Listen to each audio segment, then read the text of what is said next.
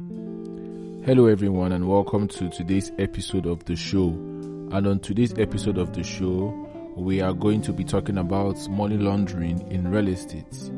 And so in the wake of money laundering allegations against Obi Cubana and existing charges against Dieziani Allision Madueke, what are the actual facts on money laundering? How is money laundered, most especially through real estate? So, money laundering through real estate transactions integrates illegal funds into the legal economy while providing a safe investment. It allows criminals to enjoy assets and derived funds, having camouflaged the origin of the money used for the payment.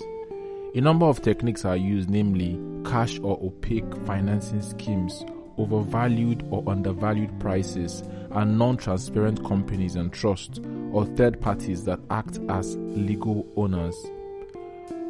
What are some of the telltale possible indicators of a real estate laundering scheme? Geographical features such as distance between the property and the buyer and their actual geographical centers of interest. Of course, every now and again you hear about a highly placed person or politician with a palatial mansion or mansions abroad, but of course, some will be brazen enough to run the scam locally. This is what the EFCC boss Abdul Rashid Bawa said. One of the problems we have now is the real estate.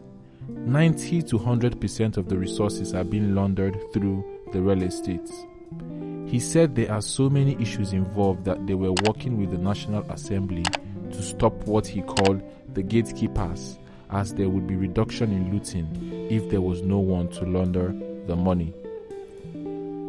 Bawa, the EFCC boss, gave an example of a minister who expressed interest in a $37.5 million property a bank manager put up for sale. Abdul Rashid said the bank sent a vehicle to her house, and in the first instance, $20 million was evacuated from her house. They paid a developer, and a lawyer set up a special purpose vehicle where the title documents were transferred into. Speaking of this minister in question, Abdul Rashid Bawa, the EFCC boss, would come out later to say she wasn't in Buhari's government, but it was the former Minister of Petroleum, Dieziani Madueke. Well, she might not be in the same cabinet with the current president, but at least she has something in common with the current Minister of Petroleum, which was her erstwhile role. Diezani. The EFCC boss says that 80 properties were recovered from Mrs. Allision Madueke, and they are worth about $80 million. Speaking at an interview, Mr. Bawa Abdul Rashid said, "We recovered $153 million. We have secured the final forfeiture of over 80 properties in Nigeria valued at $80 million.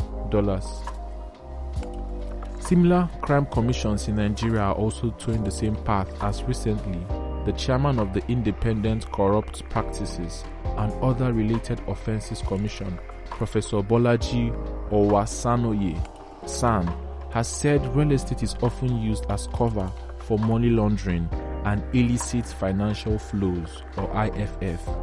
He said that at a public hearing on real estate organized by the House of Representatives Ad Hoc Committee on Investigation of Operations of Real Estate Developers in FCT, Abuja, spokesperson ICPC, Mrs. Azuka Ogugwa, in a statement titled "Real Estate Used for Money Laundering, IFFs," ICPC chairman said Owasanoye fingered public officers, saying they use real estate developers as conduits for IFFs, or illicit financial flows. The ICPC boss was quoted as saying, "Corruption in real estate aids illicit financial flows. The real estate sector is globally recognized as attractive to IFFs, largely because it is informal, unregulated, and thus open to abuse."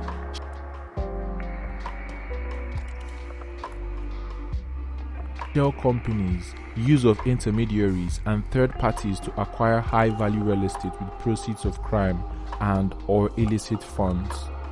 He further said, corrupt public officials use real estate investment as vehicle for hiding ill-gotten wealth and money laundering.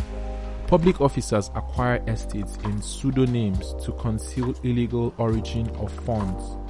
This is made possible by the absence of proper documentation and registration of titles to lands and estates in the country, and non-enforcement of beneficial ownership standards.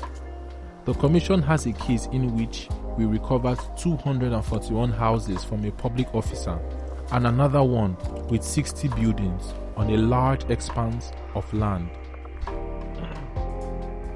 So there goes the different takes and explanations of money laundering with regards to real estate in Nigeria and the continual woes of the embattled former Minister of Petroleum.